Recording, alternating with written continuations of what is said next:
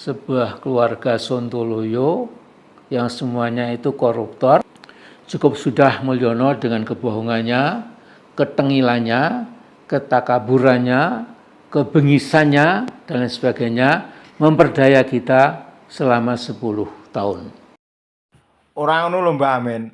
Kowe kuwi saben dina eneke liyane menghujat terus ndongak-ndongake Pak Jokowi elek jane yo aku harus suwe-suwe nonton raimu arek gila lho Mbah iki Mbah.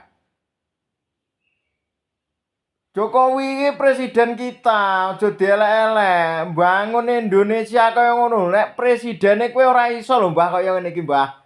Ngomong ora nganggo aturan. Pak Jokowi akan dilaknat. Sing dilaknat kowe kuwi nek kok terus-terus ketukmu menghujat ngelek-elek Pak Jokowi. Sing mlebu neraka kowe kuwi lho bakal iki malahan. Wis genah kuwi A1. Finnari jahannama khalidina fiha abada wa kana dzalika la yasira. Kowe iki bakal mlebu ning neraka jahanam abada selama-lamanya.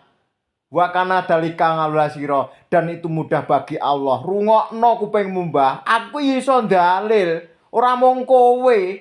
Jadi kowe sebaliknya sing bakal nyemplung ning neraka jahanam, sing bakal dilaknate kowe kuwi. Bendina nyinyir ora entek-entek. Ndladuk.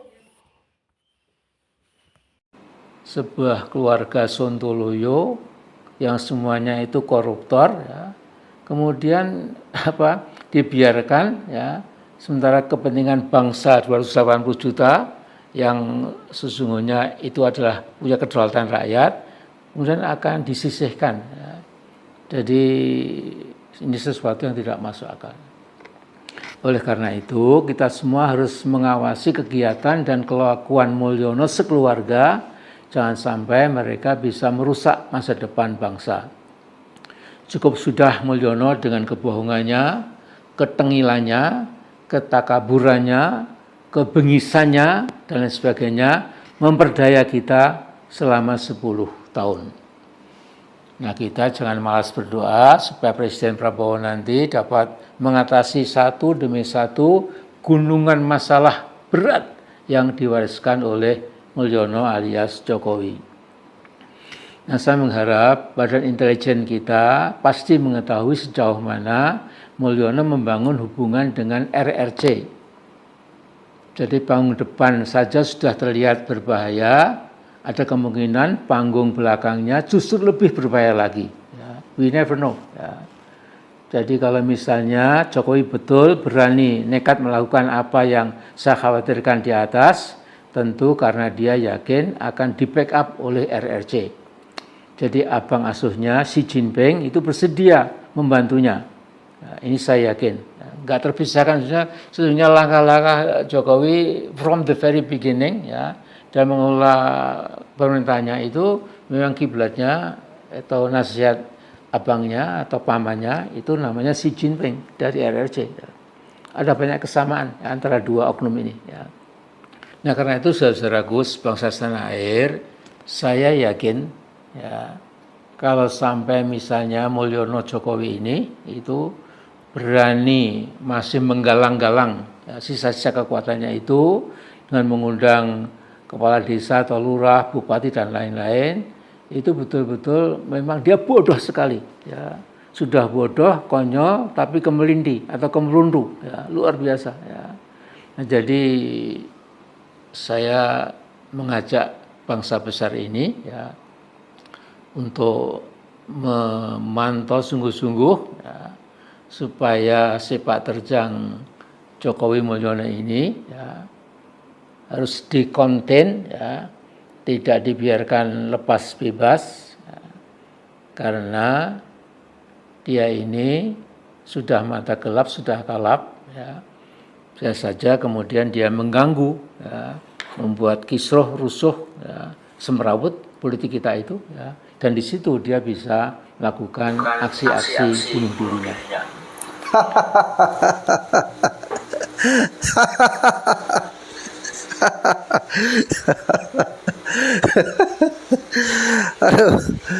Aduh, Pak Amin Rais, Pak Amin Rais.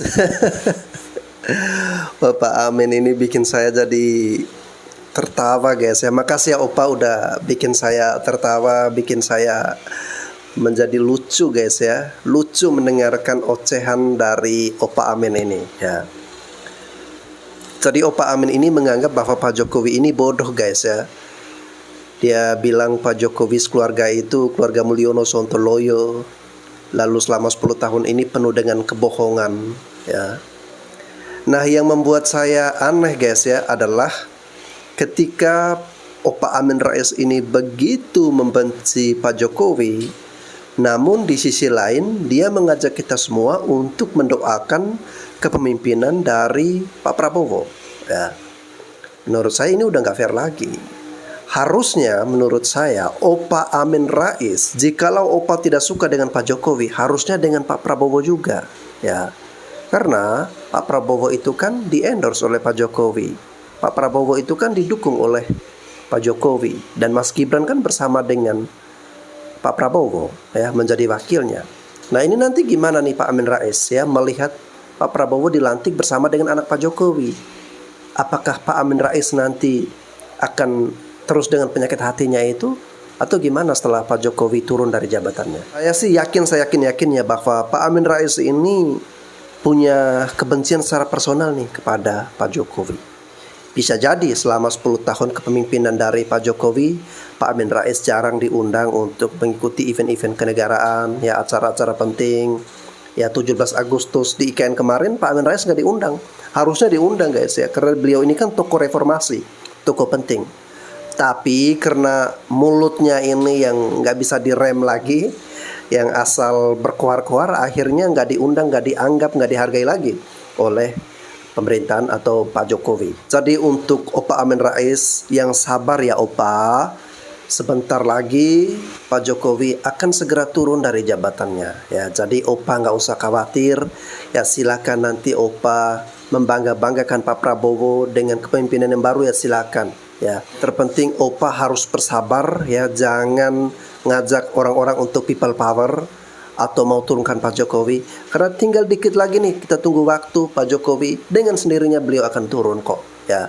Jadi ya mohon bersabar pada semua pihak yang mungkin saat ini menginginkan Pak Jokowi ini segera lengser ya, mohon bersabar. Karena nanti bulan depan tanggal 20 Oktober ada corona juga, saya mohon pamit.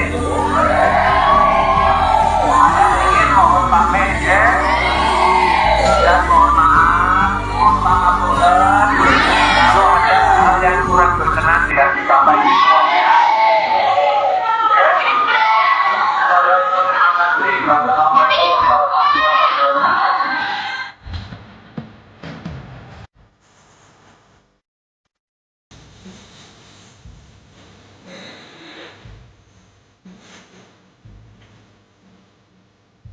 Pak Jokowi, badai tangklet, selama 10 tahun ini Bapak tidak pernah terlihat sakit, tidak pernah terlihat absen, tidak pernah terlihat bermalas-malasan.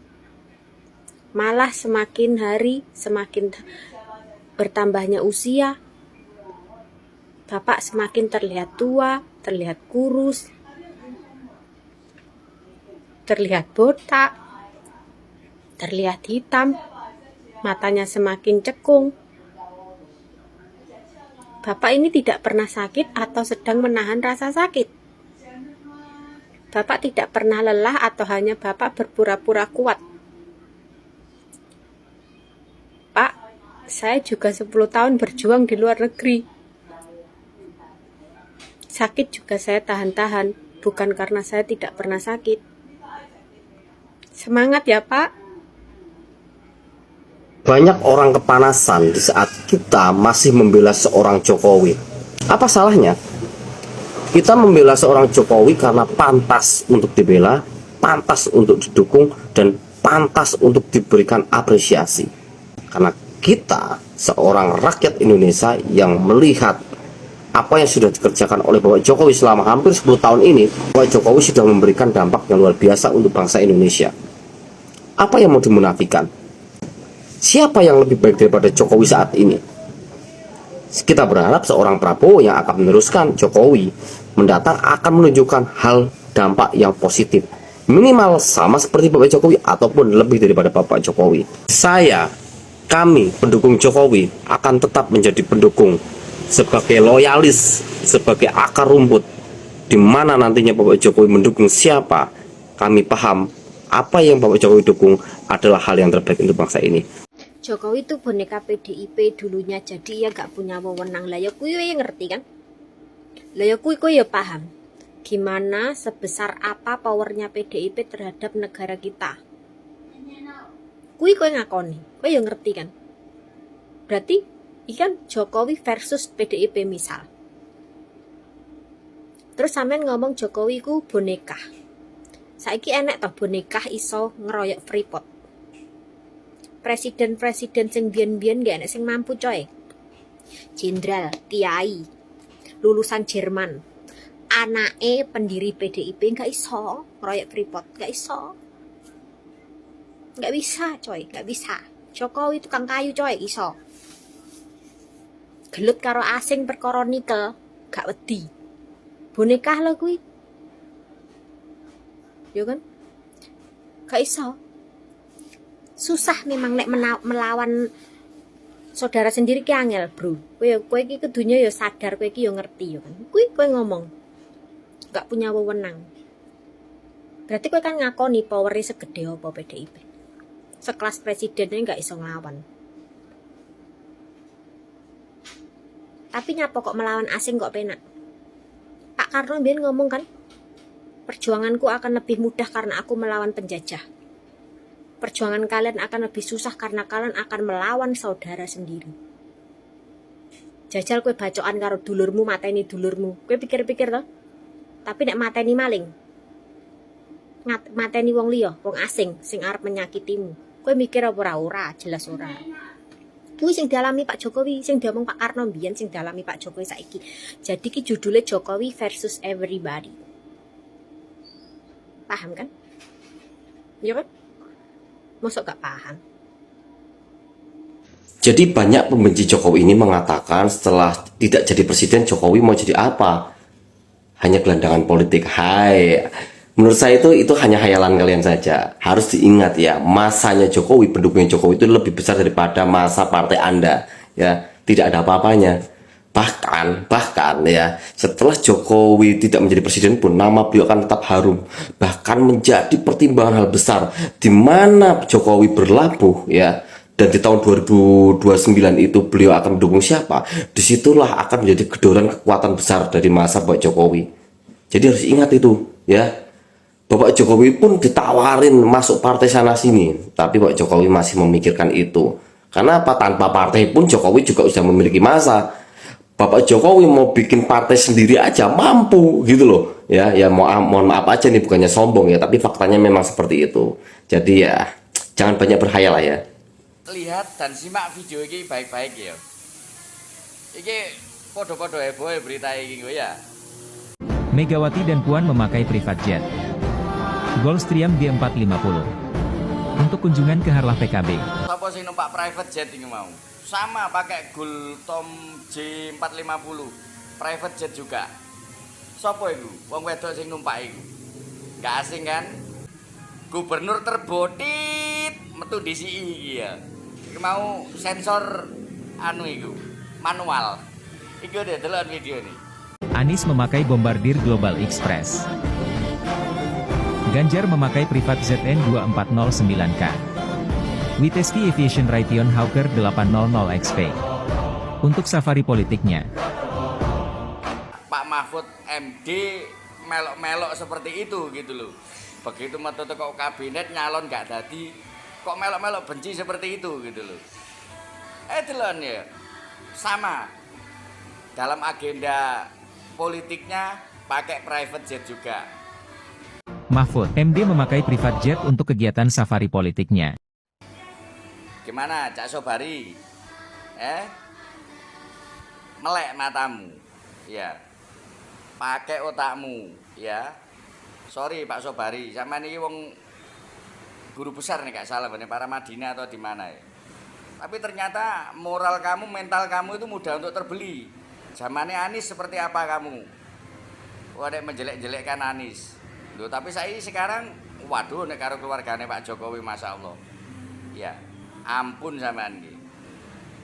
Kepada para pendukungnya PDIP juga, pendukungnya Anies Baswedan. Bro, kalian itu simpatisan, bro. Kalian itu tidak tahu apa yang terjadi di Jakarta. Makanya jangan terlalu fanatik dirimu, ya. Pakai akal sehat, nek ono berita, ada informasi entah itu teko nggone sesama seniormu nggone PDIP nek gorong valid, ya. Kebencianmu aja dimunculno dhisik gitu loh. Belajar cerdas, belajar pinter, ya. Sing pinter gitu loh. Ojo fanatik, nek fanatik sekali lagi mematikan akal sehatmu gitu loh. Wong bener jek mbok anggap sawalahe. Mangkane mari kerja keras, yo. Ayo kerja keras. Syukur-syukur iso kaya Raffi Ahmad. Tidak hanya sekedar iso numpak private jet. Tapi justru malah iso nyewakno private jet. Sama siapa itu? Ferry Salim atau siapa itu? Ya. Itu buat kerja kerasnya, bro, bukan membenci orang. Atau nek pengen sing paling sederhana dadi pejabat kon, ayo dikorupsi rame-rame. Iso numpak private jet dirimu. Oke? Iya. Angkane lah. Ayo belajar, jangan ditelan mentah-mentah lah. Ayo melok berpolitik ya berpolitik, tapi sing gak adek menjelekkan, gak adek menghina. Apa bedanya? Kaisang sama Megawati sama Puan, Ganjar Pranowo, Mahfud MD sama-sama pernah naik private jet. Uang pribadinya ambil ke desa.